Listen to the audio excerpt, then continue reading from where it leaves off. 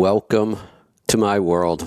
I'm your host, Kevin Rutherford. It is Monday, April 22nd. We are here live.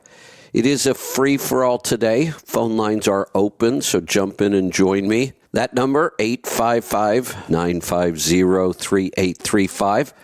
Or you can hit that call now button on your app. That will get you in here as well.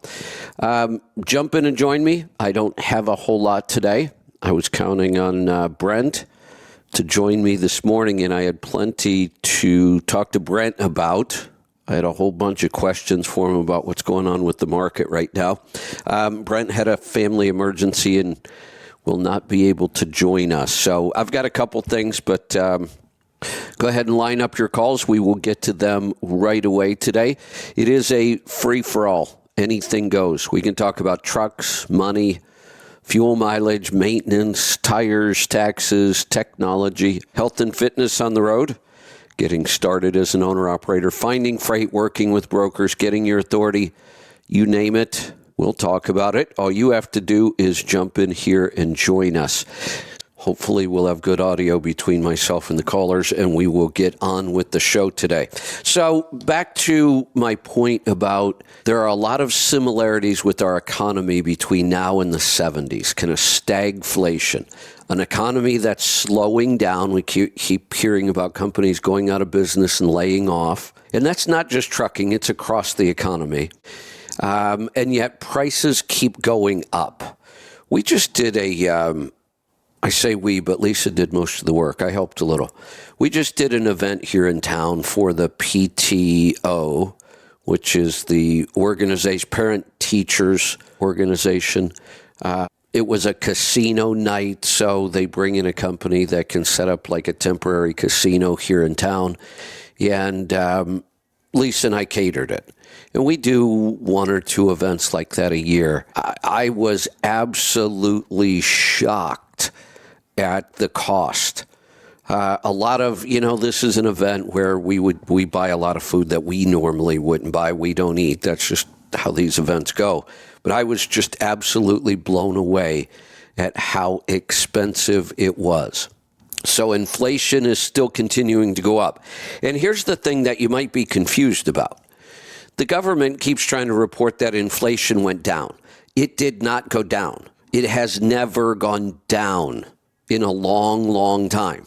What happens is maybe this month it didn't increase as much as it did last month, so they report, and they're careful about it, they'll say the rate of inflation has gone down.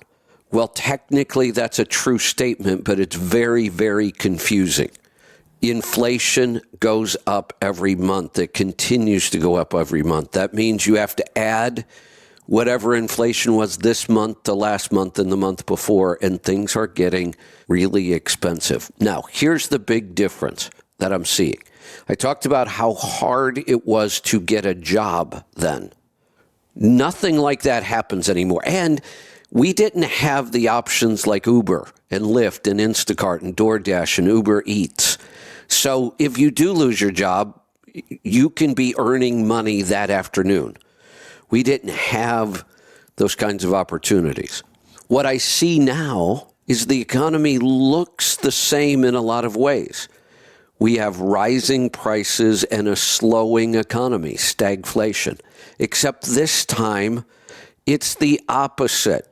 So back then, I was a teenager trying to get jobs. Now I'm an employer trying to find employees, and you can't. That is really odd, and that's different. That's very different from what we went through in the 70s and 80s. It's the opposite. So if so many people are getting laid off, where are they? It's not enough to fill the jobs that still need to be filled, but the jobs that need to be filled don't seem to pay a whole lot.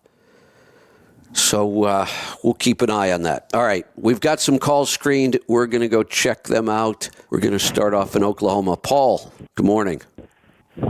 Howdy. We'll get back in the truck. We'll look at that. Our backup phone system is working. I don't even know which one I should call the backup anymore. We have to switch back and forth so many times. Yeah, the 50-50 choice. I think that's what it is. Yeah. Hey, I have a theory. Maybe both of these companies are struggling because they can't find employees. Could be. I think it People is. don't show up to work quite often. That seems to be an issue. Yeah, because I went into a Petro restaurant one day in West Memphis, Arkansas, Saturday night. I get there, and it's like the gate's halfway pulled across. And I said, are you closing early? She said, no, I can only do takeout orders because I'm the only one that came to work. One waitress showed up on a Saturday. I hear more and more of these stories, and it is so shocking to me. This is so different. When we went through this in the 70s, we were begging for work. I mean, you would do almost anything for a job, and they were hard to find. Now, people just decide not to show up. And it doesn't matter because if they get fired, they can get another job tomorrow. Yeah, but will they show up? Probably not. Because that happens too. So, Probably not. And now I saw this headline. I didn't really read the story. But the government is going after some company because they did background checks. One of the convenience stores, maybe it was Sheetz or one of those. They're saying it was discriminatory because they do background checks on their employees. Nothing wrong with that, if you ask me. How do you not do that? Because if we hire an employee that turns out to be a pedophile or a criminal of any kind, we are now responsible for their behavior. What do you mean we can't? And it's my business. Of course I'm going to do a background check before I hire somebody. How could that be discriminatory? The only people it's discriminatory to are people who have bad things in their background, and that's the whole point. Yeah. Yep. So on Saturday, I loaded at the Chattanooga Volkswagen plant. Yes. And when I come down the road, and the UAW's been trying to get in there, well, they were successful this time. But out the front, they got a sign, back Biden, back the UAW. And I thought, I should run that damn sign over. And then Harold called me yesterday, and he said, because I told him about it, there's two signs, one when you go in and one when you come out. And it's like, God, and I never thought people in Chattanooga would be that way politically inclined, but the UAW got in there. 73 to 27% was the vote. Whoa, that's not even close. Now, yeah, because it's the third time they tried, but this time they made it. Yeah. Wow. So I was shocked because that part of the country, I thought, ain't no way. Well, that was the whole point of the migration of all the auto companies from the north and northeast into the south because they got away from the unions. I guess that's not going to last, though. And the next on their list is the Mercedes plant in Vance, Alabama, apparently. So, yeah. Well, signs up over that way. I have to at least be consistent here. I have said that I have no problems with unions existing. If somebody wants to join a union, they should be allowed to. And I guess this is our process. If you by vote, the workers want to bring in a union, then I guess they will. Yeah. So, but I'm of the opinion, this is the way I see it. Like if I'm Volkswagen corporate or Mercedes or whatever, and we're a non-union outfit, and they say, well, we want to become union. Okay, well, if you become union, you won't have a job here because we're not going to be union, and this is our company, not yours, so the tail's not going to wag the dog. So you can either have your job and we'll pay you this much, and we'll look after you, pay you benefits or whatever, or we'll get someone else to come and work here, or we'll ship the plant to Mexico because there's already a Mercedes plant in Mexico, so they better watch careful what you wish, because sometimes it can backfire. That's the other half of this. I am all for freedom of choice. If you want to vote in a union, you can. I'm also for the owners of that factory saying, we don't want to deal with unions, we're going to go somewhere else. They should have that same right. Let's put these two stories together. So we're in an economy where I've never seen people who are so lackadaisical about work. If I show up, I show up. If I lose my job, so what? I'll go get another one. I mean, that seems to be a common theme. It's hard to find people to work. Now, if you've ever been around a union operation, I'm not saying that union employees don't show up to work. But when they don't show up to work, it's even harder to fire them. when they show up and don't do much of anything, it's next to impossible to fire them.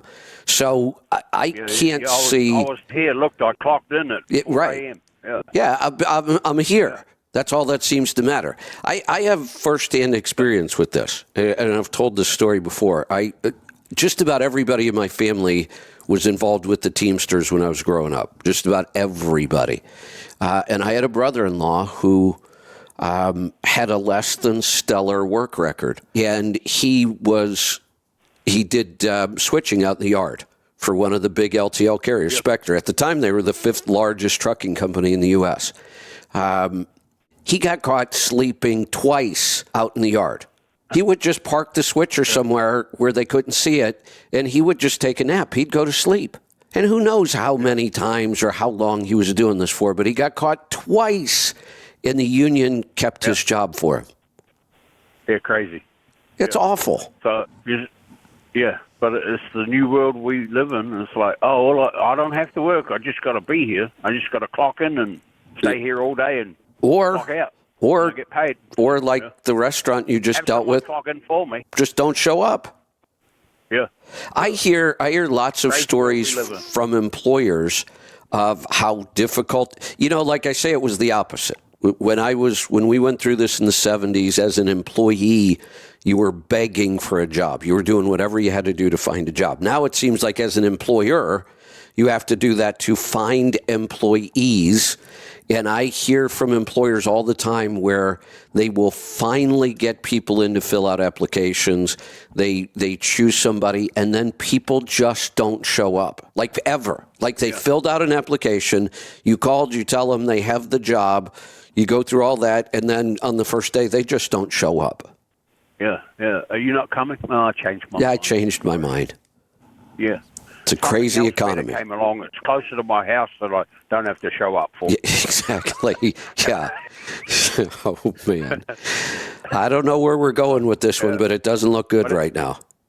It's a free country, though. So that's right. Well, free to. If you want to be a union, if you want to be a union member, go be a union member. If you want to drive a W900 Kenworth, drive a W900 Kenworth. If you want to drive a Volvo, same thing. Drive a Volvo. Free country. Last time I checked, but. Yeah. They're trying to erode those freedoms. Yeah, and just realize that if you push the union thing, the automakers have been known to do whatever they have to do to avoid unions. Yeah, well, there's a lot of vehicles that get made in China or Mexico. There's probably a reason for that. Mm-hmm. Yeah. Yeah, our workforce is not what it used to be. Right, I got to go and deliver some non-union-made Volkswagens, but in a couple of weeks they'll be union employed. So the quality might go down. I don't know. Well, we've seen that happen. We'll keep an eye on it. All right. Thanks for the call.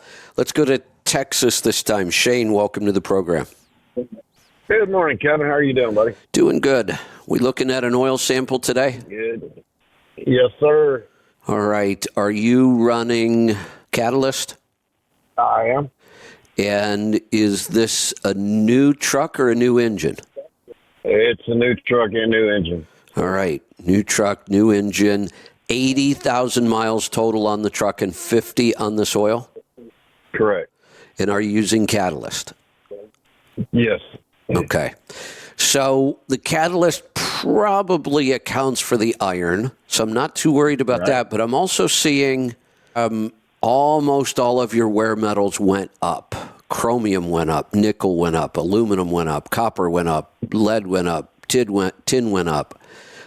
And we were at 10 on silicon, now we're at 15. So I'm a little concerned that we're getting dirt in this engine somewhere. Right, and that was what Eric had said last week. I'd also sent it to him at Pittsburgh Power. So yesterday, I'm in the middle of painting and re-oiling the air filters. I did go through and verify the connections on all the intake. There were some that were questionably loose. I did tighten those up. That may be where the silicon's coming from. It hasn't been opened, So Right. And, sometimes on a new build, we see some higher silicon numbers, but we would expect it to go down, not up. And it's going up. And Right. it started right at the danger zone. 10 is kind of our cutoff. Now you're at 15, and we're seeing wear metals. Now, wear metals sometimes on a new build, we just have more. So this is it's a little bit of a confusing report to try to read, but here's what I would change the oil. I mean, it be just because of the dirt. There's nothing else wrong with this oil, but we need to get it kind of a fresh start on this and see.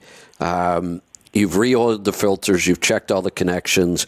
Let's change the oil and get a fresh start on this and see what happens. Okay.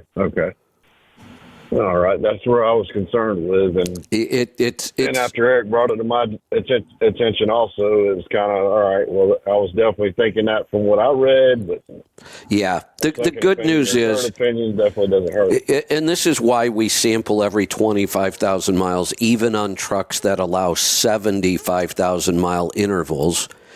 I wonder when the OEMs might address this. We use bypass filtration, and we recommend oil sampling every 25,000 miles. Well, that is longer than oil changes used to be. So when we came up with the bypass filter and the sampling and changing the filter at 25,000, many trucks on the road back then, they would have been changing their oil at 15,000. Well, if you change your oil every 15,000, you're not in a big danger of a problem like fuel dilution or soot or silicon, unless you just keeps happening over and over and over. But at least you're putting fresh oil in every 15,000. I love the fact that these trucks will go 75,000 without an oil change.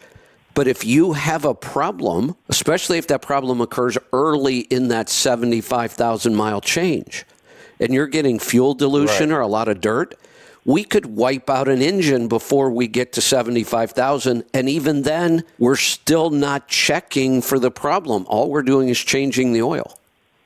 Right. So Eric had also mentioned the potassium being high, which could be from coolant intrusion. Yeah, but what are your thoughts on that? Well, your sodium is totally low, and your potassium, until we get above 100 on both of those numbers, I don't get too worried. Even if you had potassium and sodium, let's say in that same range, 40. Well, there's nothing to do at that point except wait.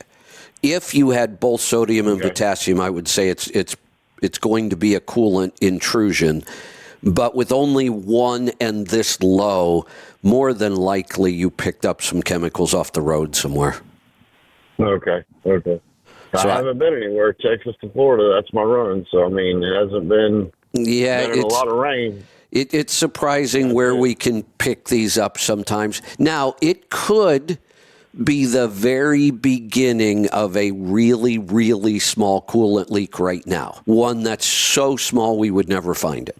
What you want to watch for really is if you ever have to add coolant. If your coolant level drops. Well then I guess I should have asked that first. Okay. If you're adding coolant. It's been.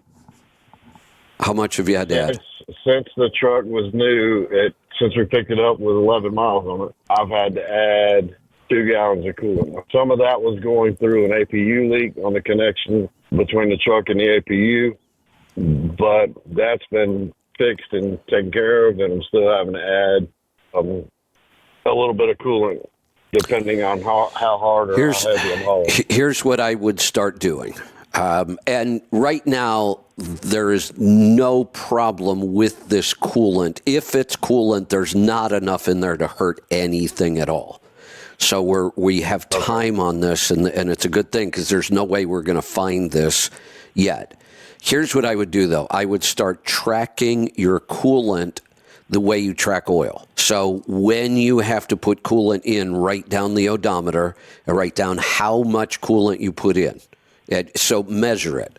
Like we want to know you had to put in a quart. And what we're going to be watching for is, does it get worse? That's why we want a really accurate, not like, well, I had to put a little coolant in last week and I'll probably put a little in this morning. We want accurate numbers, and then we can look at it and say, it was using this much coolant, this many miles. Now it's using more. It's getting worse. Nothing to worry about. It's not going to hurt anything right now, but we may be seeing the very beginning of some sort of coolant leak.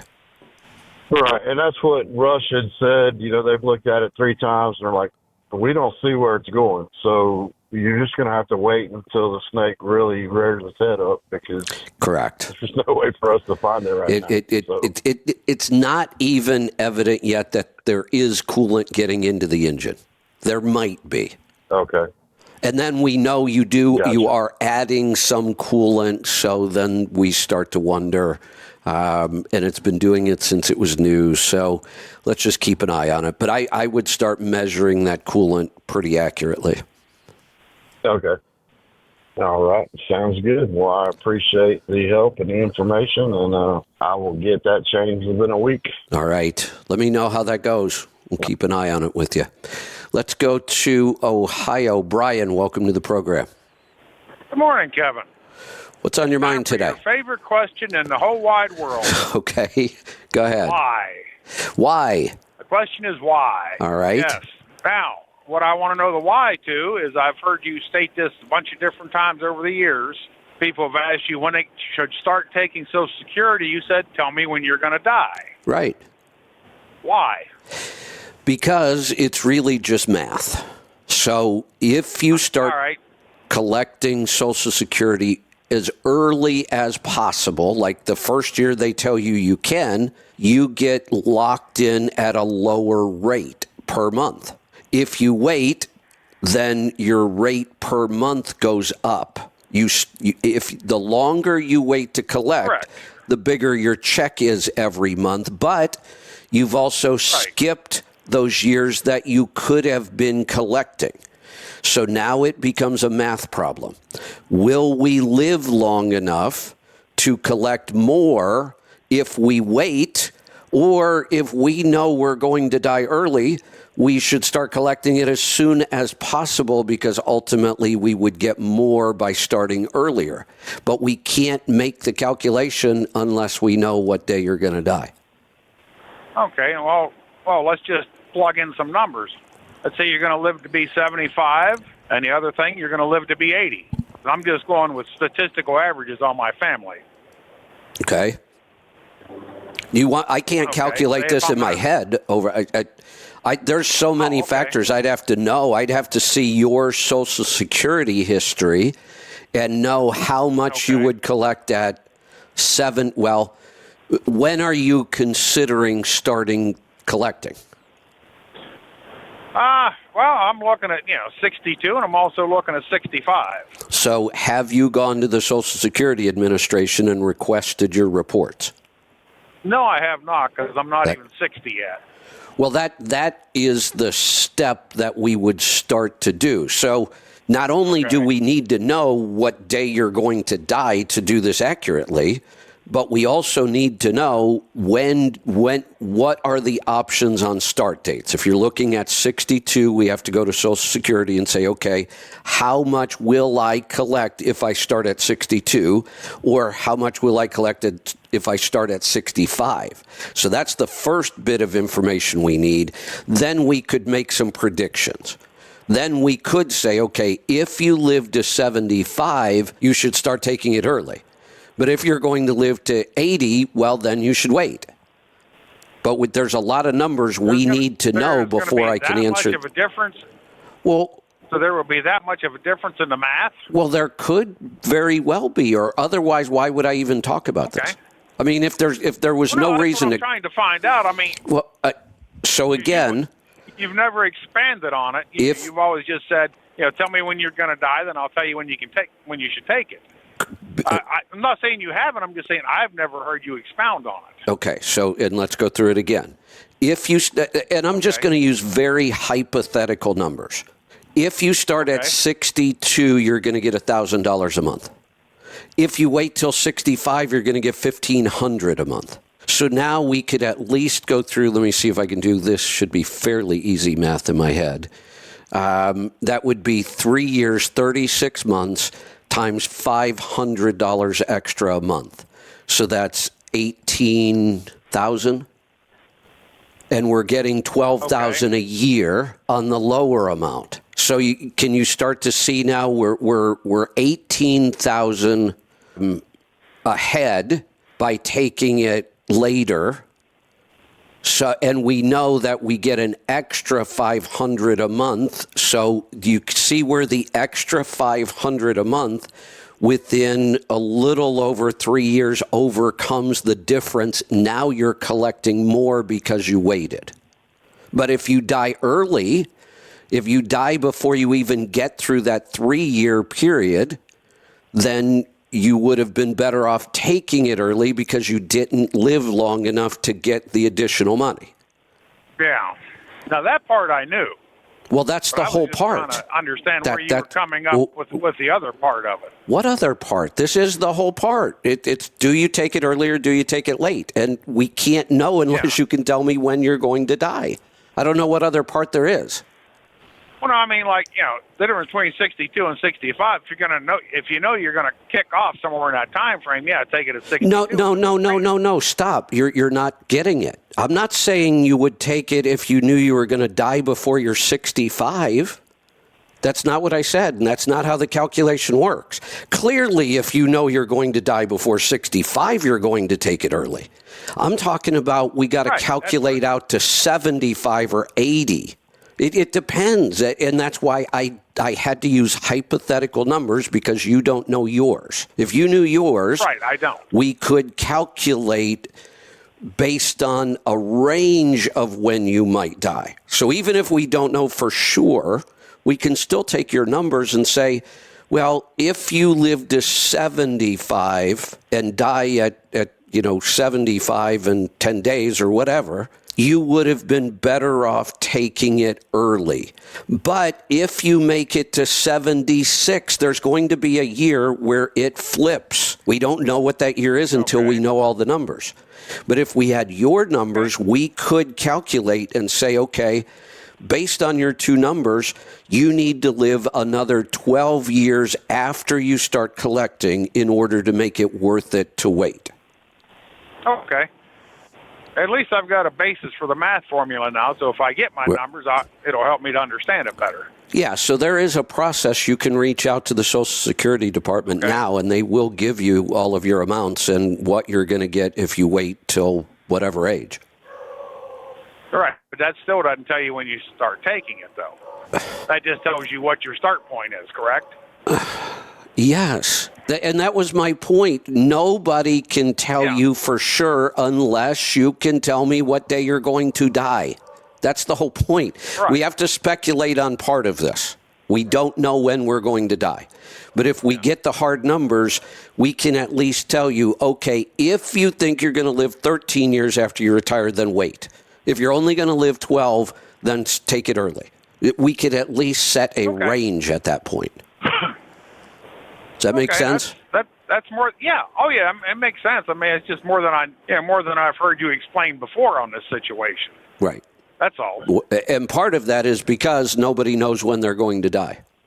Right. But we can calculate out what the odds are. Exactly. Well, I mean, cause, I look at the rest of my family, how long they survive. So. Well, and then we always have to remember you could be run over by a bus. And I'm married, so I could unknowingly die in my sleep. That's always a possibility as well. So, all right, Kevin, thank you. You're welcome. Thanks for the call. Let's go to Iowa. Brandy, welcome. I don't hear the beep. Guess I'm on. You are on. So, good. I sent you from my email, it was the new terms for Google service. I saw this a few weeks ago in rvtravel.com, like a newsletter, and they were alerting people about these new reviews, but I didn't really think it applied to me. Well, when it came to my email, I was kind of thinking, and it's like a contract. It's got new terms of things, and I sent it to you to see if anything I should be concerned or worried about. And I said to Morgan, it's like, well, is it possible then you don't have to use it? And they kind of suggest that. So they use Google Play, and your app's on Google Play. And it's like, well, if you don't like our service, well, you can't get your app. And that's kind of why I'm bringing it to your attention. Maybe I missed something. Try again. About what part? Well, just start over. I'm not sure. I must have missed something in the very beginning. I was trying to adjust my audio because for some reason the other day my audio was too quiet and the callers were too loud. Now I have the opposite. So I was trying to fix that. I think I must have missed something because I'm not even understanding what the question is. Well, it's an alert, so to speak, but the question was, I sent this to your letstruck.com to look it over. It's like new terms of service for using Google. What And part I of had Google, said though? Maybe that's what I missed. Google has got about 187 different services, and it's really confusing. But what part of Google are we talking about here? What service? Well, that's kind of why I was hoping that you had seen it, because it's extensive to the person that uses Google. I mean, I'm just an everyday person. It's like, that doesn't matter to me. But should it? Well, I don't know, because, again, Google has a lot of different services, and they have what's called a TOS, T-O-S, terms of service for every single one of their services. It's a different agreement and a different TOS. Now, I have to say, as much as I talk about you should read all the contracts that you sign or that you're under, we don't really sign these contracts. But in many cases, we agree to the terms of service as we're signing up for something. But I have to be honest, I've never read a single one of these, and I've probably signed up for 10,000 of them in my time. I've never read one. Okay. I don't want to read one. Maybe I should, but here's kind of my logic on this. I kind of approach this the same way I approach all the stupid extended warranties everybody wants me to pay for. If I look back over the time that I've been buying stuff that they put warranties on, not once would any of these warranties ever have paid off for me. This is nothing but a giant money-making thing. I could also look at all these terms of service I should have been reading before I agreed to them, and had I read them all, I can't imagine how much time I would have invested, and honestly, it wouldn't have mattered. I still would have signed up for the service. At the time, I needed the service for something, so I don't know that anybody ever even reads these things. Right. Oh, well, I just kind of thought it kind of suggests that if you don't like the way we do things, you can go somewhere else. And as I was saying to Morgan, it's like, wasn't that like if you go to Google Play and you want your app?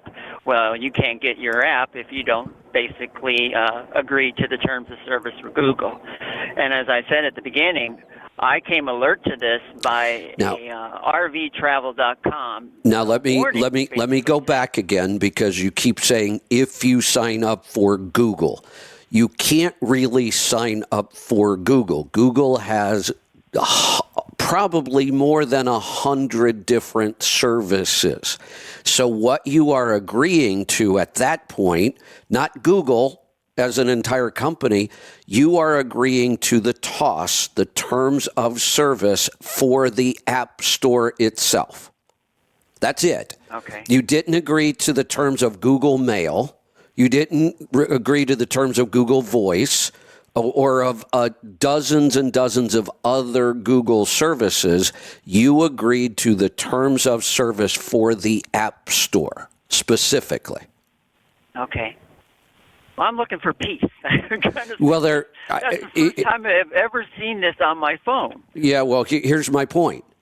Go read the terms of service and call me back in about 6 hours. was hoping you would have. No, It's long. that's my point. It's confusing. Even though I know that there are things in there that I should probably know, I don't read these things. There's too many of them. Like I say, as a company, we probably have at least 30 to 40 of these services that we run our company on. And they change constantly. I might add a new one today. Who knows? And I just do not read these things. It just kind of sounded threat. I kind of glanced it, when I came across it, I didn't think anything of it. But then it shows up on my email, and it basically say you will do things our way, or you won't. You can go somewhere else. Well, Well, but let's bring that back to just the real world. Every store I've ever walked into since I was a kid had a sign on the door that said "No shirt, no shoes, no service." That's the same thing. You will follow our rules while you are interacting with our business, or you won't interact with our business. I mean, that's nothing new. It's just in the digital world, there are so many services and things are more complicated. Who owns the data that you create on any social media platform? Do you own that, or do they own it? Yeah, that's exactly what was in there. I do remember that part. Yeah. No, so they cover all those things. They cover the fact that they are going to censor you if you say something they don't like, and they have that right. That's in there too. This is not a free speech issue. Free speech really only applies to the government. The government can't tell us we can't say something. But private businesses have the right, and this is why I didn't make a big deal about Sirius canceling my contract. That was not a free speech issue. I said something they didn't like me saying, and they canceled my contract. But the contract that I signed, I did read that one.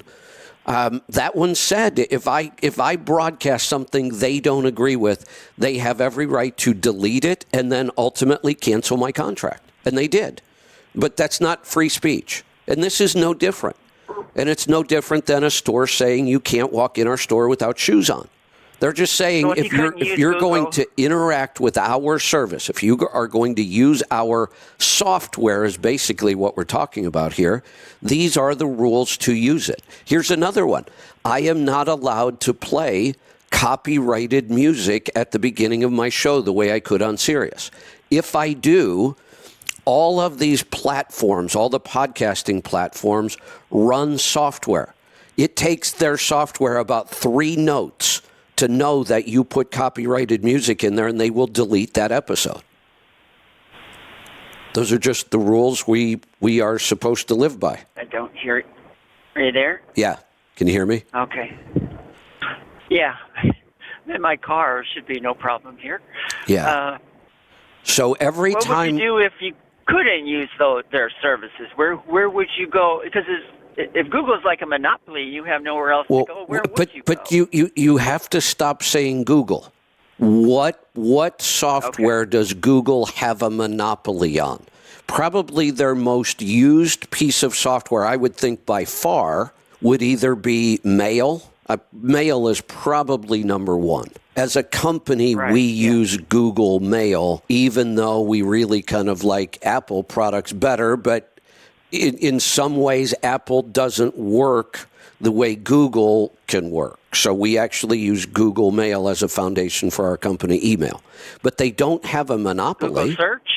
No, I don't use Google Search. I use DuckDuckGo. Tell me somewhere where Google. Tell me somewhere where Google has a monopoly. I don't know of any. Not Maps. I didn't know. Google Maps are really popular, but I can also use Apple Maps or Bing Maps, or there's a dozen other map services. So I don't know of anywhere where Google has a monopoly. Okay.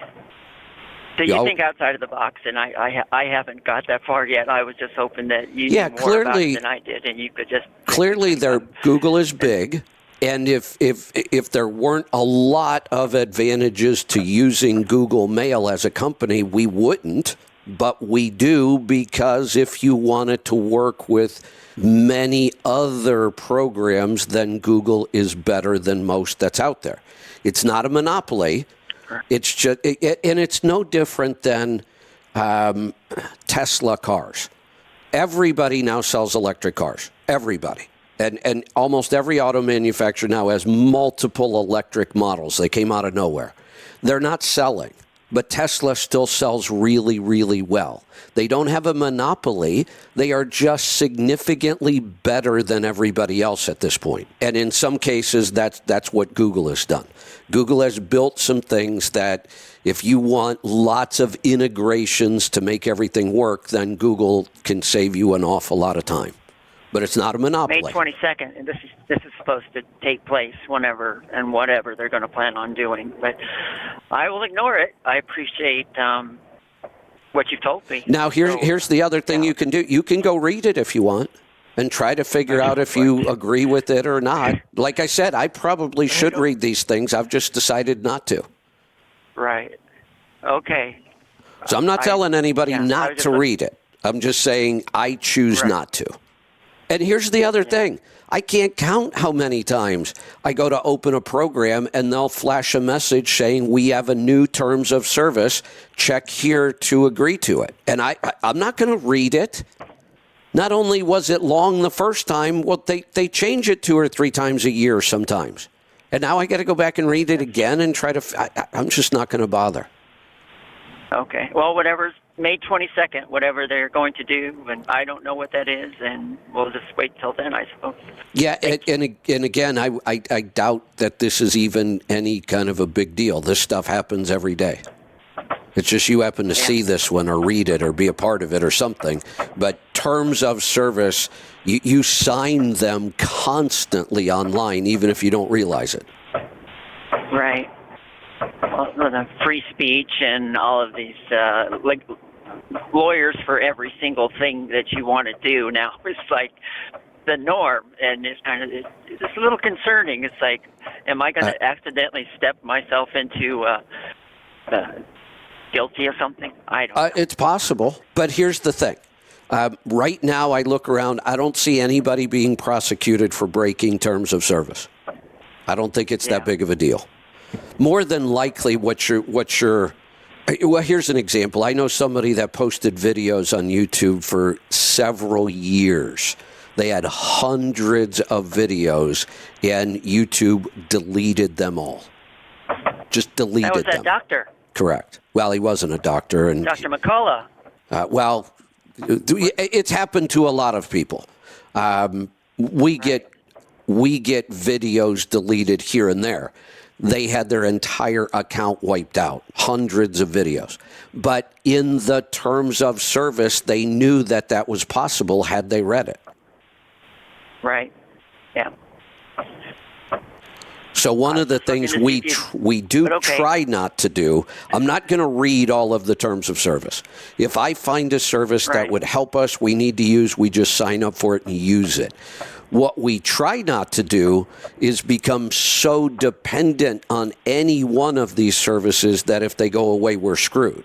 We try to, like our phone system. We have 2 phone systems. I don't know why both of them have as many issues as they have, but luckily, with all those problems, there had to be a day somewhere where we just were off the air completely because of technical issues, but not many. Most of the time, even though we have a problem, we usually figure out a backup and we end up on the air today. And we're working on our own for this reason. I can only find 2 good alternatives for a phone system that works within our system, and both of them are giving us headaches. So we're building our own. So we try not to be too dependent on any of these services. But sometimes, there are software programs and online software that we use that we're very, very dependent on. And when they go down, it's a huge challenge for us. Right. That's just I appreciate part of our world and our business model today. So good talking to you. I wouldn't worry too much about those terms of service.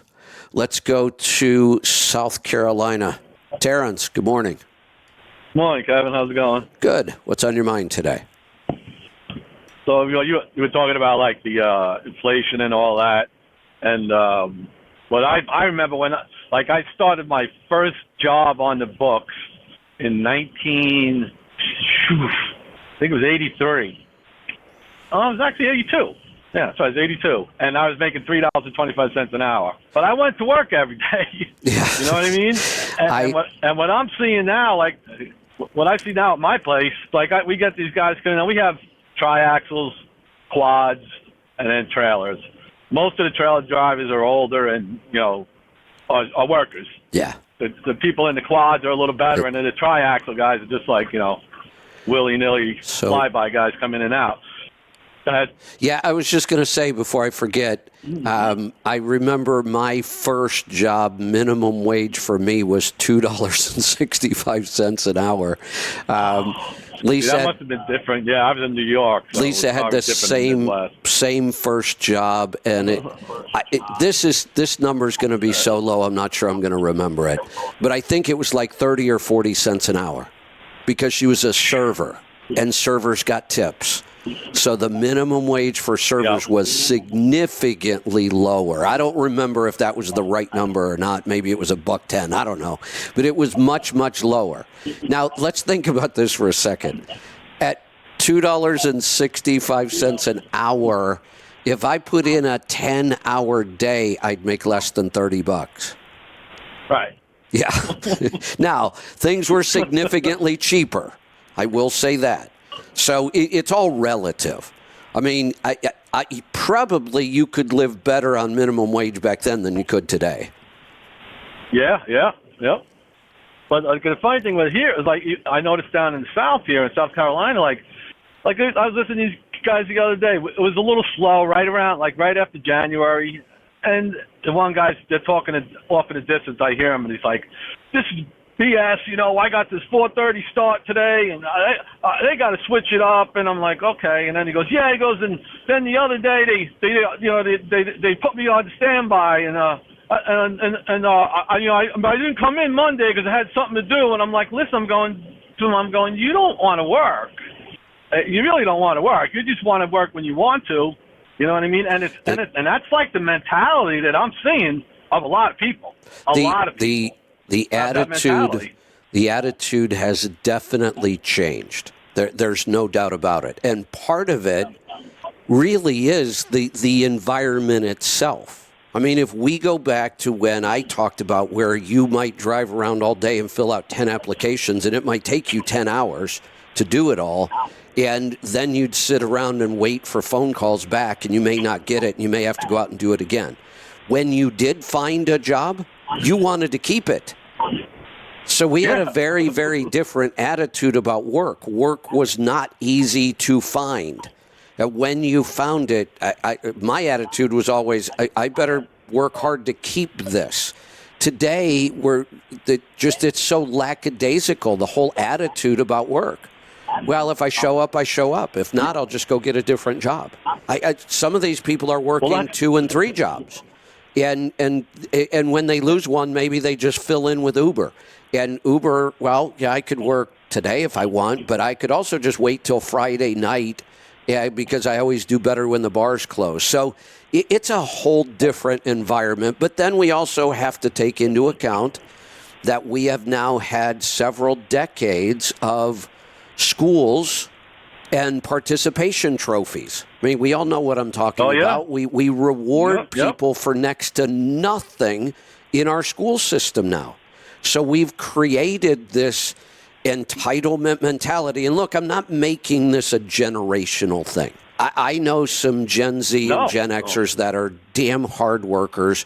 They're very good at what they do. But we have to understand they were brought up in a very different environment than we were. And some of this is our fault. We raised these kids. Yeah, well, or even worse. My daughters did that, we allowed our schools to raise them. Yeah, but it's funny though. At least my when I first started to come work here, I sat down with the guy, he's younger than me, who hired me, and he looked at me and he goes, so is this just a stop off? And I paused and I said, I don't understand what you're asking. He goes, are you just come here to work for a couple, a year or two, and then you're going to retire? I said, obviously, that's why I said, don't take this the wrong way. I said, obviously, you didn't look at my application or my resume. And he goes, well, I glanced over it. I said, you may have glanced over it, but you didn't look at it. Because if you would have only seen the 10 jobs that were on there, and I was honest, I started, the first job I had was in Staten Island at a flower shop, like a garden center flower shop, and that was on my resume. That's how I could put that many jobs in. Yeah. And when I applied for this job, I was 59 now. I was 55 years old when I put it down. I mean, it's like, so it was, I'm like baffled. And then I was like, all right, cool. And I just said, I accepted the cheap pay he gave me. I said, I'm going to let my work, the way my work ethic dictate what you're going to pay me. There you go. And he said, fine. And that was it, but like I said, they actually said in the meeting, like the beginning of the year, that if you don't want to be here, you don't have to be here. We're not going to tolerate, and they said it. Right. We're not going to tolerate people calling out and all this things. But everything I did with Leanne, I let them know ahead of time. I stayed on page. I told them this is what's going on. This is what I might need, and whatever I needed, I got. But people don't communicate about that out there, and they wonder why. And again, you know the deal. When you hiring people is expensive. It's expensive. Oh yeah, it is. Yeah. And training them, hiring and training is not only expensive, it's disruptive. Because once we have a full staff, then everybody has a job and everybody has to work in order for the company to function. And then when somebody has to stop and write ads and place ads and follow up on ads and take calls and read resumes and do interviews, then bring somebody in and try to train them, that is a very disruptive process. In big enough companies, you have departments that's their job. But in a small company, you don't have somebody who heads HR and does all of your hiring. And if you do, it's probably their third job in the company. They probably have two other big jobs or functions that they perform in the company. So when hiring becomes this difficult, it is, I would say it is our biggest challenge right now, is keeping good employees. And we don't have a problem keeping good employees. But if you just lose one a year when you're at the size we're at, that's disruptive, especially when you can't find people to replace them. And, we have an advantage in some of our positions. We can hire anywhere in the country because they're remote. The hardest job we have is to hire here for the warehouse because we're in a small town. Yeah. I told, like I said to Morgan on the phone when I first got on, I was like, I don't know if I'm getting old and crotchety or something, but like I think about like I said I'm talking about these younger kids, like they don't want to do nothing, but I mean they don't want to work, or like you said, expect a trophy. Just because you show up, you think, you can only show up 4 days when the job requires 5. Yeah. I mean, so I don't know. Like I said, it's just my mentality. Like I think I'm getting old and crotchety, but I know that's not the case. It's just concerning to hear, though, Kevin. Like I said, I've worked my whole life, man. I come to work. I put my 110% into it, man. I try to do what's right by the company and all that. And even when I have my own stuff, I did. That was my work ethic, and just to see it disintegrate, it's kind of like like rubs you the wrong way and makes you feel weird. There's no doubt. I mean, I don't like the economy we're in right now. I don't like the political cycle we're in right now. I don't like the world situation we're in right now.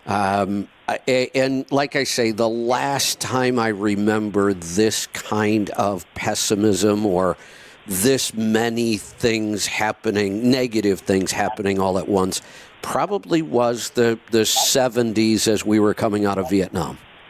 Right, yeah. All right, I'll let someone else get in there, Kev. Take care. I guess there is another way we could look at this.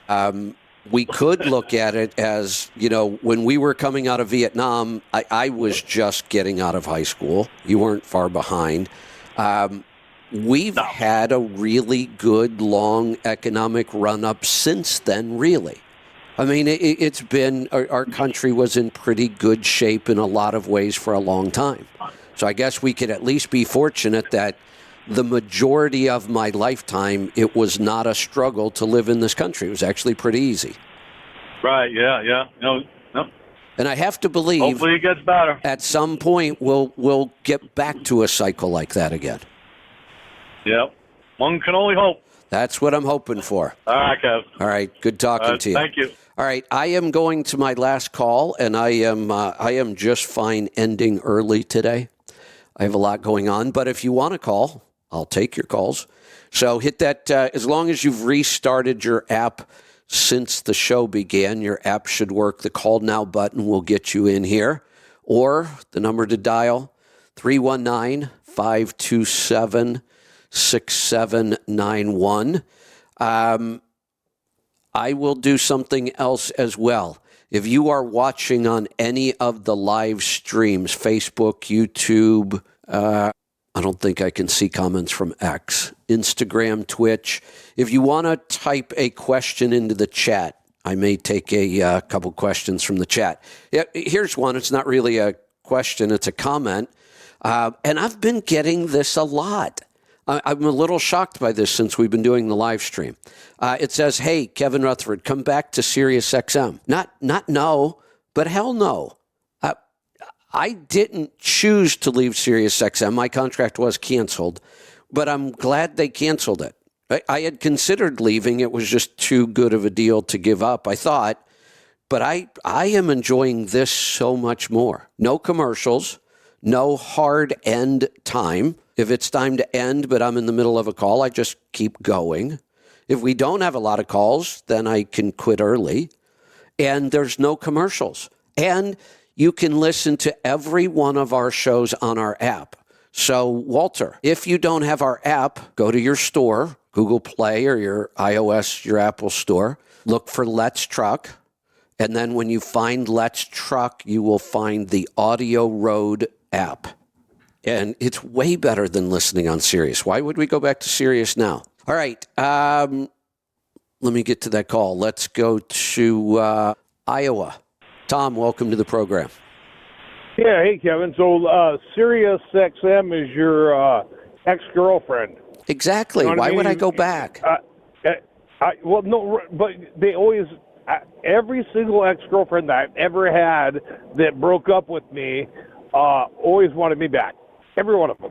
And it's just so satisfying saying it's okay. I know. Well, I understand. You did. You made a big mistake. I don't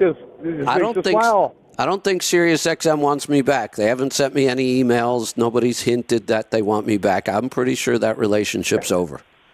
Yeah. That guy got reelected last term. Okay. For instance, I was just in Walmart getting water and things for the week, and a guy had a baby in the cart, but I couldn't see if it was it was backwards to me, and I go, hey, well, so you got a baby there? I go, how old? He goes 3. He goes 2 or 3 months. I forget what he said exactly.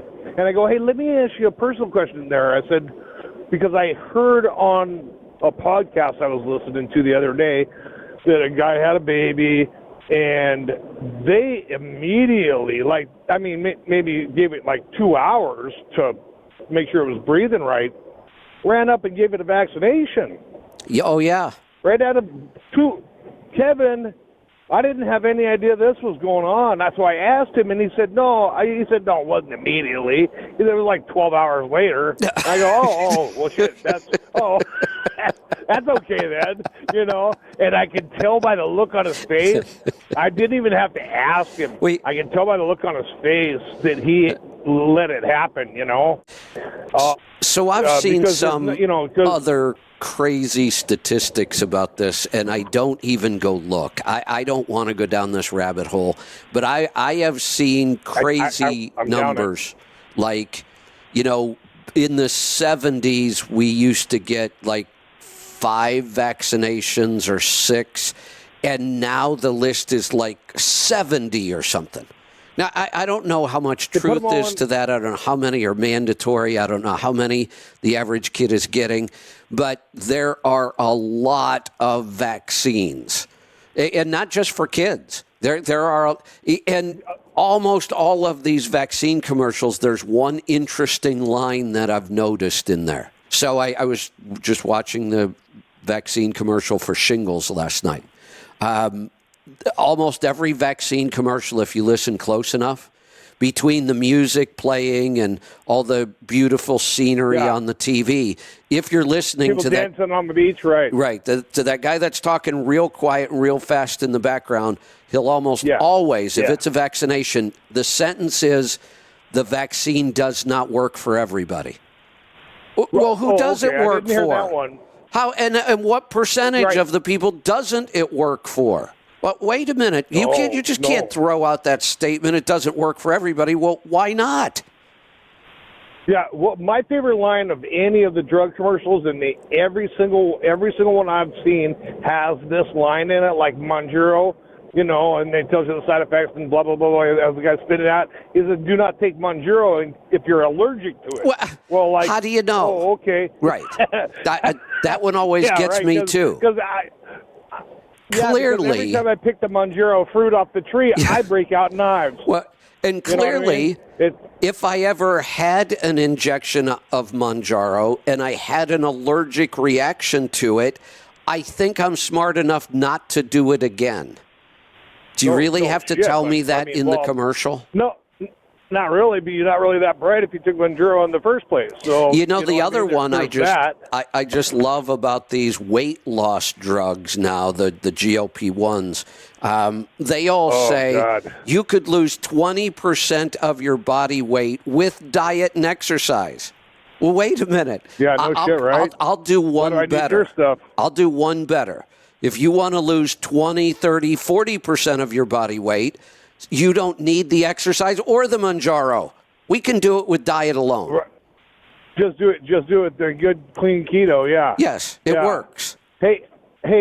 Now, do you listen to podcasts when you're out in the garden or anything? I don't. Or are you podcast free? You just read the. Now, I think on the bottom, this guy gets the transcripts on there where you can just print them out or whatever, because that's the route that you like to go.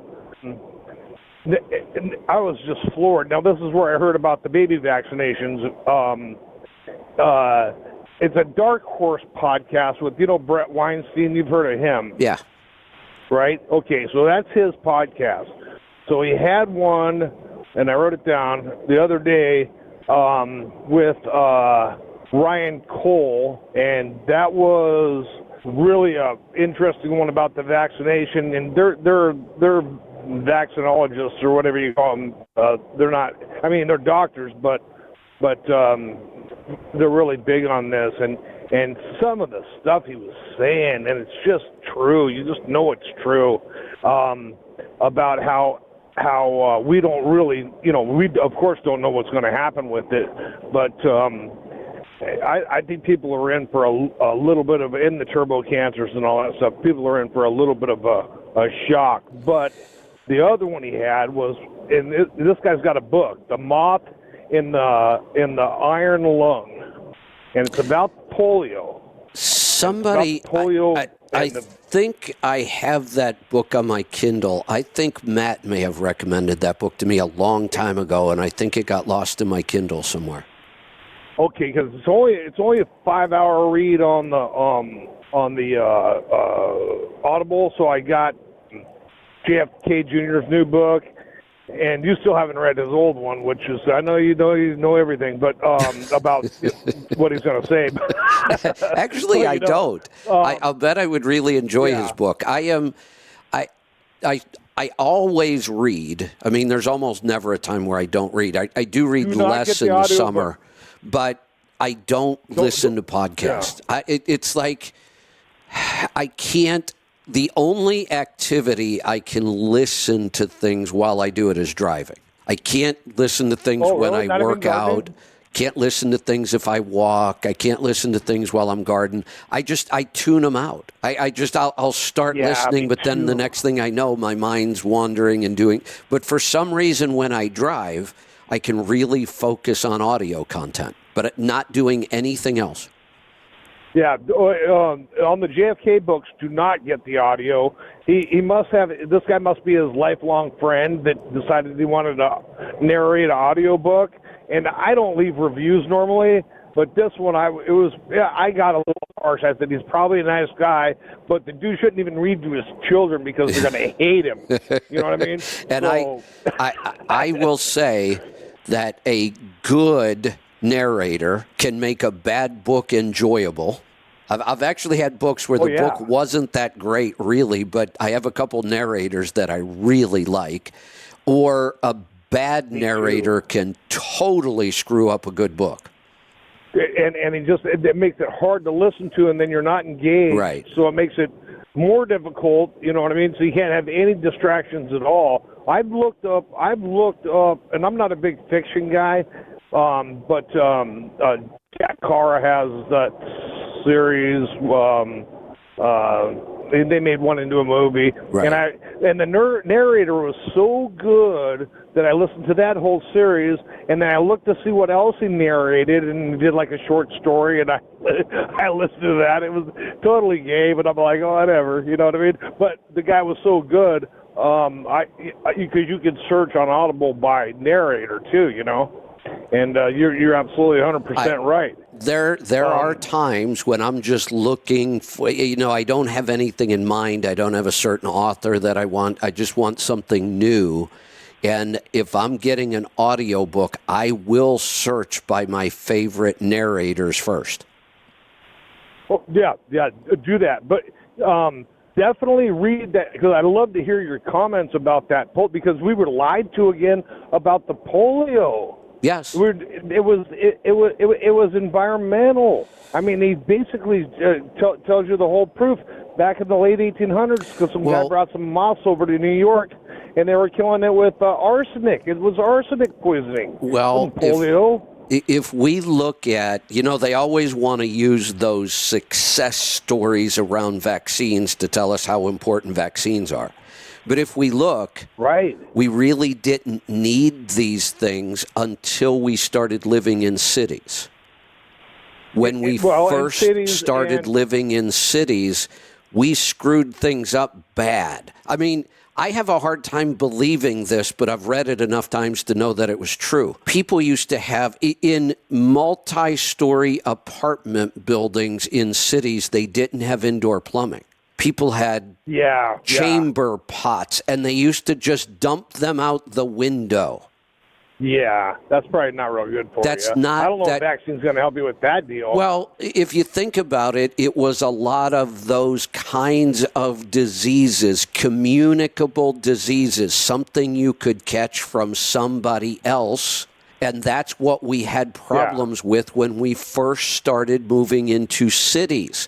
But those types of diseases were not common at all before cities. So did we really need those vaccines, and how much did they really help us? But we created the problem that created the need for the vaccine in the first place. Yeah, like you said, when you were in 5th or 6th grade, they give you that round shot that a lot of guys our age have on their shoulder. They give you 6 at a time, wham. Right. And so you have that scar on your shoulder. You have one of those? I don't have one of those, but I don't know why not. Well, I know why I don't, and I don't know if I was just being an asshole kid or whatever. And the poor son of a bitch that, Zimmerman was his name. He always stood next to me in line, and he took the shot, and then I scooted right around him, and he got it twice, I think, if I remember. But I scooted around him, and I didn't get it. You know what I mean? So I wonder, when all this vaccine shit came up, I'm like, I wonder if I killed that poor guy. Yeah, you know what I mean? I wonder if he got double doors. He's all autistic now and drooling on himself and shit. No, I don't know why I don't have one of those. That used to be really common. Right. You must have skipped out of that thing too, because I think they all left a mark. I was known for not going to school all that often. Yeah, I got by with the minimum I could get by with. Right, I just happened to be there on that day, but I think that was like 4th or 5th grade, if I remember. They were hitting us pretty young then too. But if you look at those vaccines now and the autism and stuff, there's just no way that it's not There's not the cause. Just there no is way. something horrible going wrong with our entire medical system, and we talk about it all the time, but it just continues to get worse. Yeah. And all the vaccines are one of them. I mean, the whole idea of a vaccine for HPV is just insane to me. The numbers are so incredibly low, and yet they still say in that commercial, this vaccine won't work for everybody, but they never explain that. That's the one that they're giving to the babies. Correct. That's what he said. It was the And here's the thing. Yeah, even if you believed in the HPV vaccine, which I don't, it does not need to be given until much, much later in life. People don't get the problems from this until their teen years or later. Yeah, well, you would hope. I mean, but exactly. I mean, depending on what country you're in, I guess. But it's just you know what I'd like to see happen is I just can't vote for. There's no way I'm voting for a Democrat ever in my life, but Biden for sure. He can't go in there. But I'd like to see Trump get in. I like his policies. Yeah, I didn't like anything he said. But I'd like to see him appoint JFK Jr. as the guy who Fauci was. Yeah. And flush that toilet over there with him, because I think he would go. Because I mean they're not giving him any protection now, and I think I think it would help with any other. I'd like to see him in the cabinet somewhere. Yeah, I do. Hey, I got to cut you loose. I just looked. We just got a ton of phone calls for some reason. So let's go to Pennsylvania. Dan, welcome to the program. Yes, good morning, Kevin. What's on your mind today? Tires and rolling resistance. Okay. I feel like you don't talk about that like you used to. We don't. I'm still There's a reason. Somewhat of a nerd about that. I feel like I can't get information like I even used to be able to.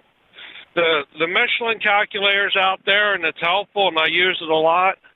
There used to be a website, America Moves by Truck, that had a chart, and that's gone. What else can I use, or anything available? No, not really. The America Moves by Truck was simply they redistributed Michelin's numbers. That was the exact same chart. It had a few tires on it that at the time Michelin didn't have, so it was nice to have both of them. I don't know how it could have. I know the guy that owned that site, and he was pulling. All he did, he pulled the data straight from Michelin. That's all that was. It was just easier. Well, maybe as tires got older, Michelin didn't have them on their site anymore, because there were a few tires on his site that were not on Michelin. Maybe there was. I don't know how, but it's gone. Now, hold on. Even if I'm wrong, what else is available? Is there anything? Yokohama has a site, but it was very, very limited as far as how many tires were on it. Now, that was a couple of years ago, but really, Michelin's calculator is better than it used to be. It's just different. What you can't do anymore, you can't just randomly scroll through the list the way you used to and look for low tires. Now what you do is you should really only use the Michelin calculator when you are ready to buy tires. And then what you do is you go in and you put in your tires that you currently have, and then you put in any tire that you're considering, and then it tells you if that new tire is better or worse. I actually helped them design that site. And I liked that site because that to me was so much faster and more accurate than just randomly scrolling through a list of tires. Okay. But so I was hoping you'd have somewhere else, because it seems like there should be more information, not less. But okay, so that's all I have for you today. All right. Well, I do believe there is more information in the new calculator. It gives us fuel savings, all kinds of things, and it works. I don't know why we need something else. That site works really well. Put in your tires, choose a new tire you're interested in and see what the results are with fuel savings. Let's go to Pennsylvania. Steve, welcome to the program. Hey, Kevin. The gentleman that was calling about Social Security earlier, if he's listening, I've got a couple of really good resources. Oh, good. I studied it very, very hard, and I've got did. a lot of calculators myself. I work with a lot of people to help them make that decision because that's what I've learned from this guy. Good. So the book is called Get What's Yours by Larry Kotlikoff, Kotlikoff.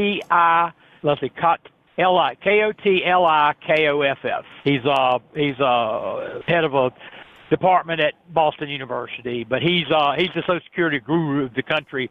He has all the calculators and everything. That's his book. And then once a year, I spend $39 for his Maximize My Social Security software, and I can do that for any number of people. I do that for any number of people that I can plug their information in. It takes in the information from, it actually sucks in the information from Social Security on you, on each person. And then it will tell you exactly what you would get at age 62 and along the way on up. Full retirement age now is going to be 67 for that gentleman. It was 66. I was the last year of 66 when it could have gotten it. But I found that once I got with that website, I was going to take it at 66 because I could make all I wanted to after that. Right. You're limited. My wife took it at 62 last year, and I pay her $1,860 a month because that's the maximum she can make per month Right. and draw Social Security. The rules are the rules. Right. And he has all the rules built in, which I've learned all the rules over the years too. But he has them all built in to his. The book is just fantastic. I just put the book on my Kindle. Here's the difference. I need to get updated on this. Go ahead. Yeah, I knew this really, really well when I had to sit for my CFP. This was a big part of what we had to know. And it's like most government programs. It's overly complicated. And if you're not working with it all the time, you forget it. So I just got this book because I need to update my info on this.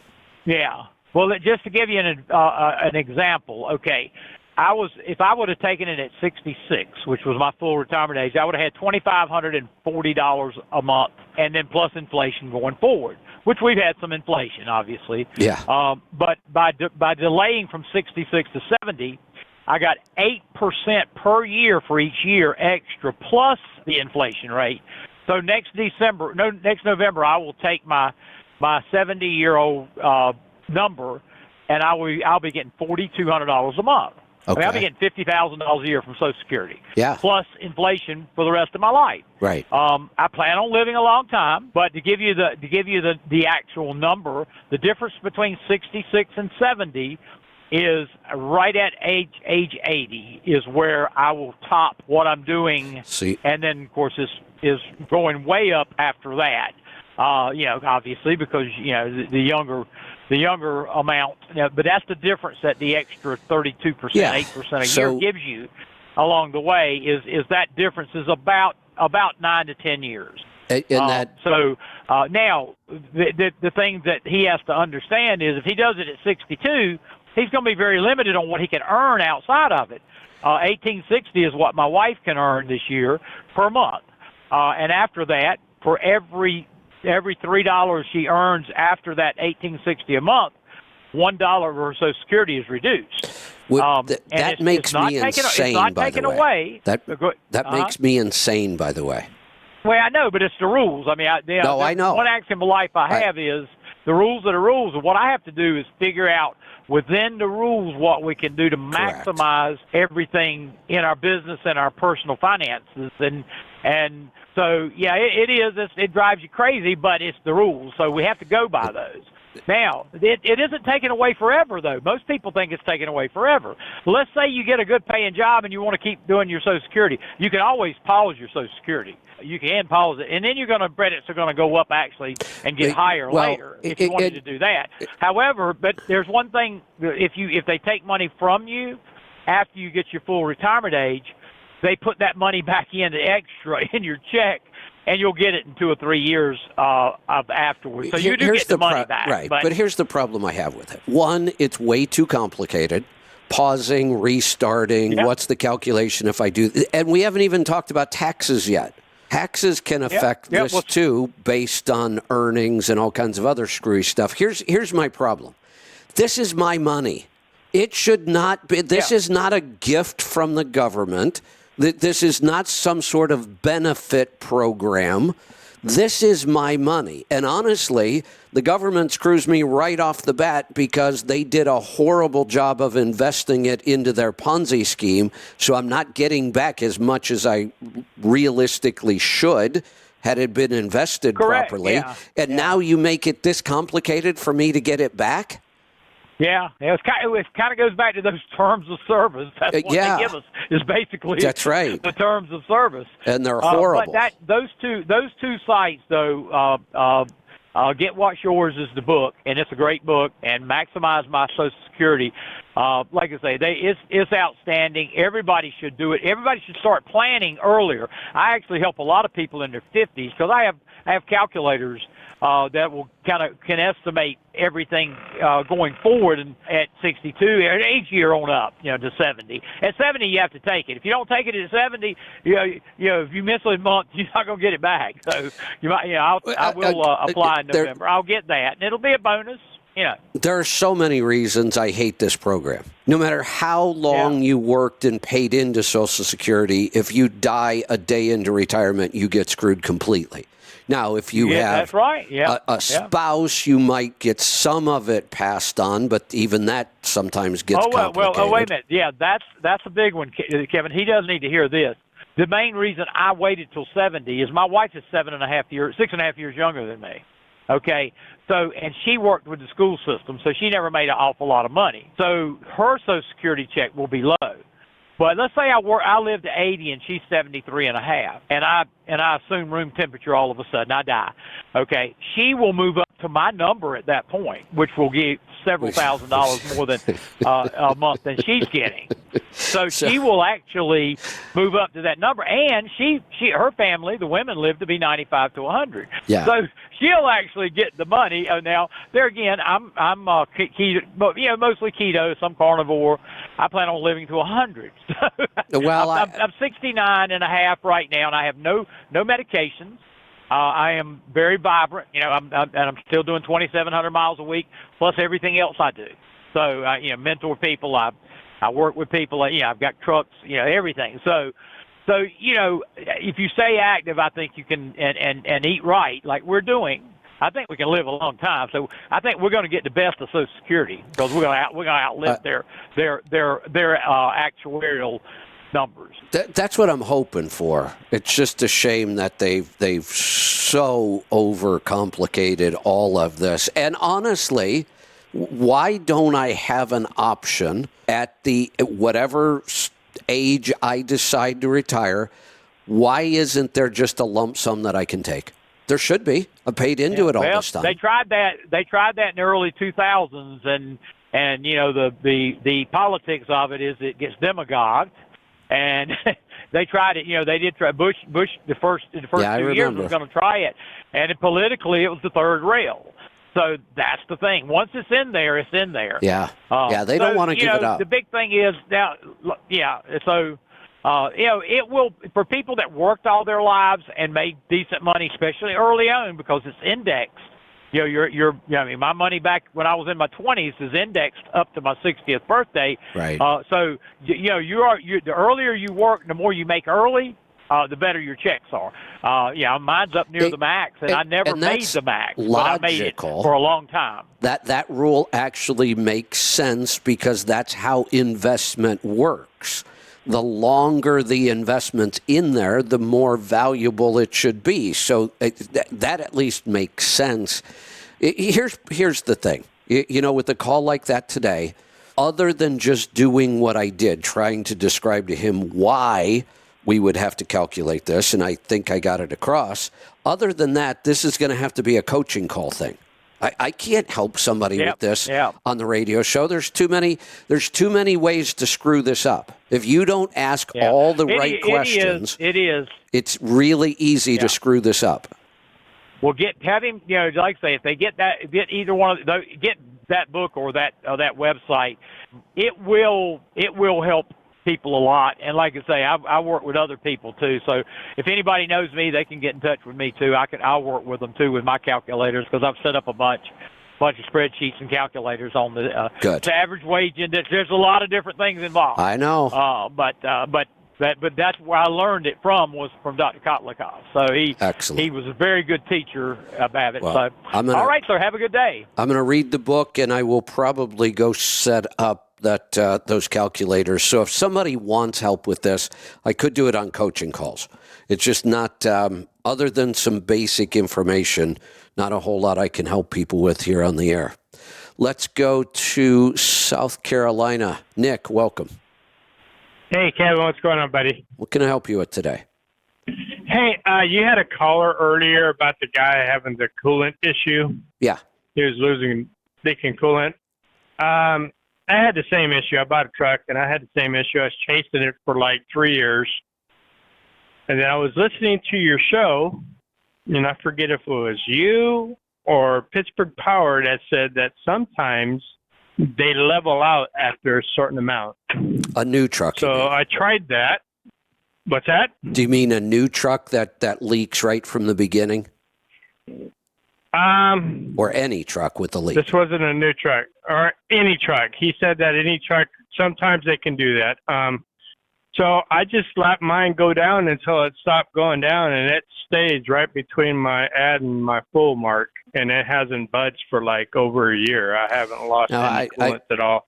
I would say that's fairly rare. I didn't say that. That must have been somebody at Pittsburgh Power. And I'm not saying it's not true, but it's pretty rare. Leaks don't fix themselves. One of the things we do see happen is if somebody has worked on the cooling system many times. Your coolant goes to a lot of different places in that truck. I realized this when we were doing the Evans coolant, because we had to get all of the old coolant out of the system. And some trucks, it was really difficult. Like you had to chase stuff out of the sleeper because of the heater core back there.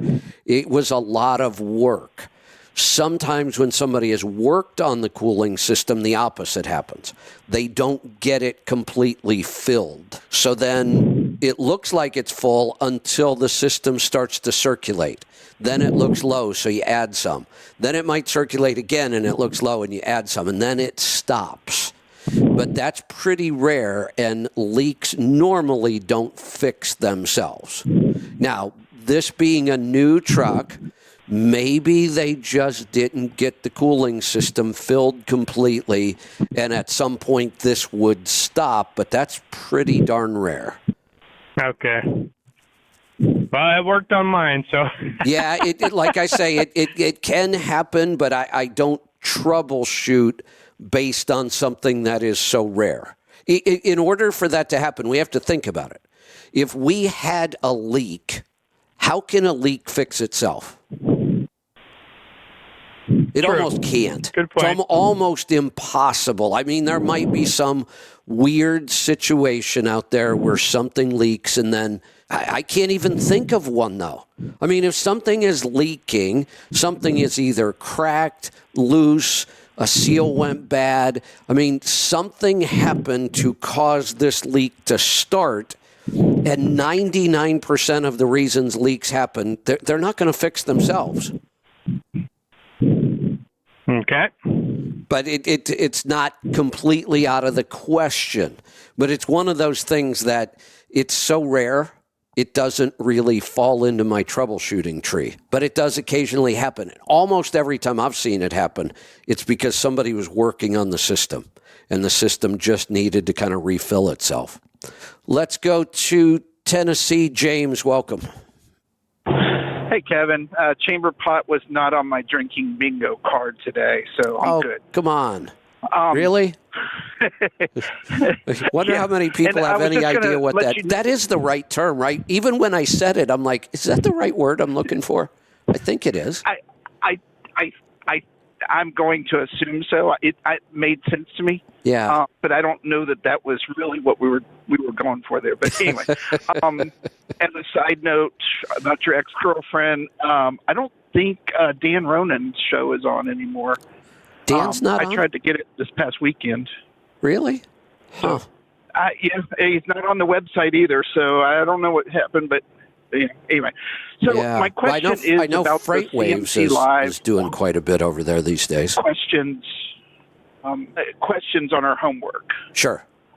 Is that question, am I answering that? I mean, ultimately, I know I'm answering it for myself, but am I going to go back and review that like towards the end of the course, or will you, or I'm just That's up trying to to you. think of how much detail to go into them because they're open-ended questions.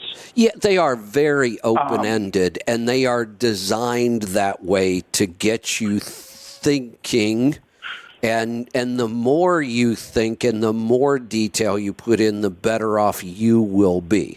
So this is for you. Now, anytime you want to go over it with me, we can, but there won't be a formal time in the program where I go back to that kind of stuff.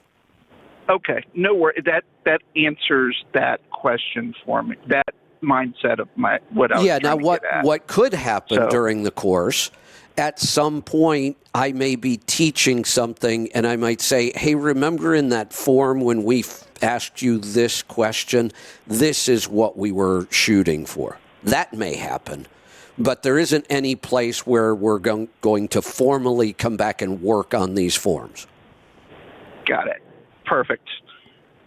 Thank you. And as for the job things, I think that just all goes back to the personal responsibility discussion that I think we've all had for the last 5 or 10 years. Yeah, it's just been a trend, and I think it comes from a combination of things, of parents thinking that schools are there to educate their children about everything, and schools not really educating kids about much of anything anymore, just kind of teaching to a test. Here, we're going to teach you this, you need to memorize it, and then you can pass the test. Once the test is over, we don't retain that information because of the way it was taught. And then we just reward everybody for everything because we don't want them to feel bad. But it's both the parents and the school problem, because the kinds of things we're talking about, work ethic, those kind of things, those should be taught at home. Now, the schools aren't making it any better. They're making it worse by not adhering to any kind of a work ethic at all. But parents have kind of given up teaching their kids stuff. I can't speak to that. I've never had children, and I've never been around them because I've never had them. But I see, some of the older people are the same way. So I don't. There's no doubt. Who knows? That's why I try not to make this completely generational, because every generation tends to do this. Oh, this new generation is just bad at everything. Well, they're different, not necessarily bad. And most of the time we can look at the situation and see why they're different. But then the other thing I try to remind them is we raised that generation.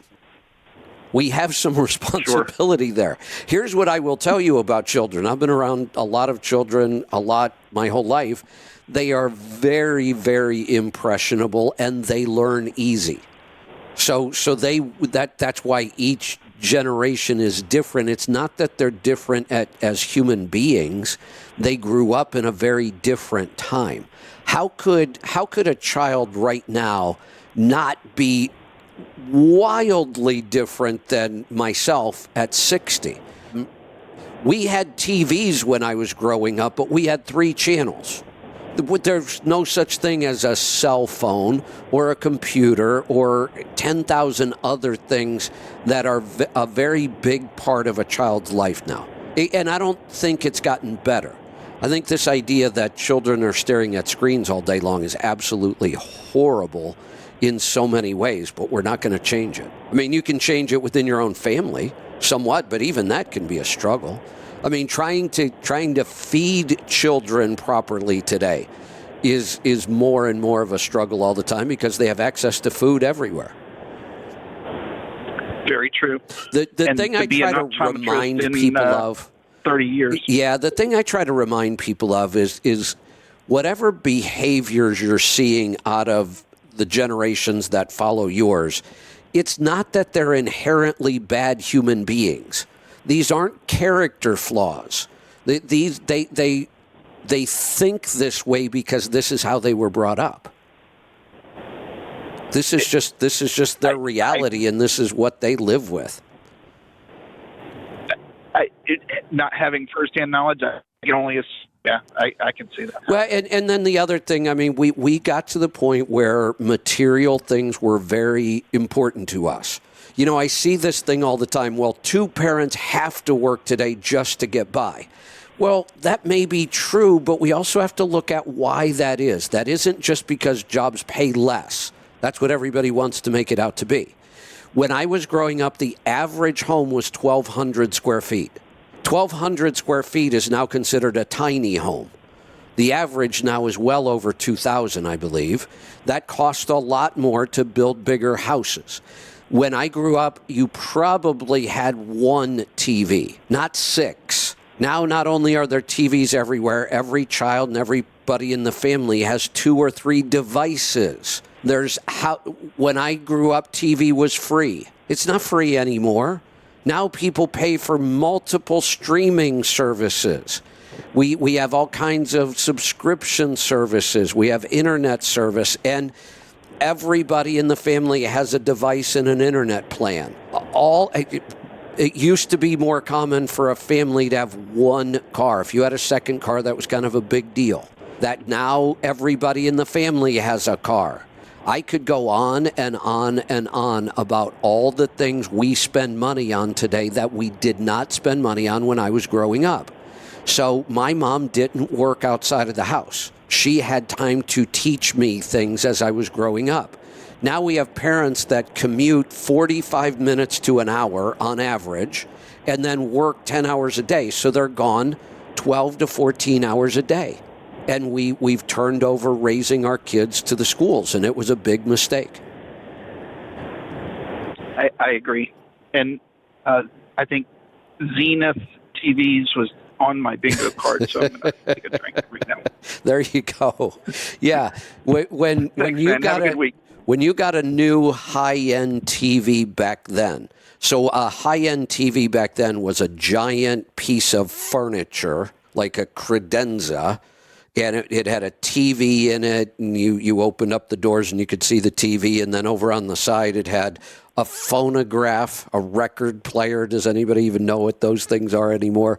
And that piece of furniture probably weighed 400 pounds. You had to get several people to help you, but you only bought one of those things in your lifetime, usually. Now... In a knob that clicked so loud that you couldn't take a nap and change the channel while your father was taking a nap at the same time. Yeah, and what the very first remote controls, it's interesting that you said the knob just changing the channel made that much noise.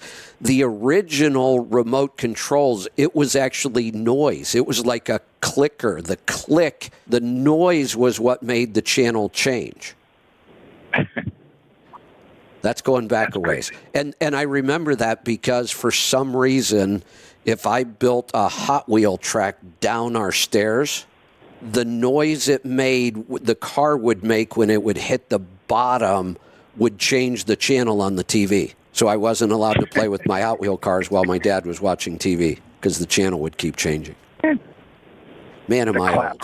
Yeah, exactly. That was kind of the technology was the clapper. All right, James, good reminiscing. I'm going to cut you loose, get to another call. Let's go to California. Juan, welcome. Hey, Kevin, how are you? Feeling old today. It's late in the day, too, so yeah. I'll keep it short for you. I picked up the Garmin Diesel, and I'm completely lost with it. I upgraded from the regular Instinct, so I got a couple of questions. The first one being the HRV app. The app itself, is that something that's a third-party app that you get from the IQ Garmin app? Say that again. Which app are you looking for? Because there are multiple apps. So if I want to add, that's part of the confusion. Right. If I want to add HRV to my Diesel, how do I do it? So that is built into the operating system. That is not a third-party app or an app you add. Do you have the Diesel or the Diesel 2? I guess technically it's the Garmin Instinct 2, Okay, diesel a diesel. edition. Then it has HRV Yeah. built in. It is, I believe they still call it a widget. I don't have my watch on. My battery died yesterday. Yeah, so you add some of those features by adding a widget to your home screen. And then Okay, so I'm familiar with that because Instinct, you could do the same thing. I Correct. just didn't see it. yeah, you've got to find the correct app or widget or whatever. They've changed it a couple times, but then you can just hit the one button and scroll through your widgets. Yep, and then just go ahead and basically add it to your watch. Correct. Into your home screen. Yep, that's All what right, you got to do. I'm clear there. Okay, so the trucker's workout, according to the setup, there is also a Garmin Diesel app. That is that I downloaded? That's the app you need for the workouts, right? Okay, so everything's going to be on there? Yes.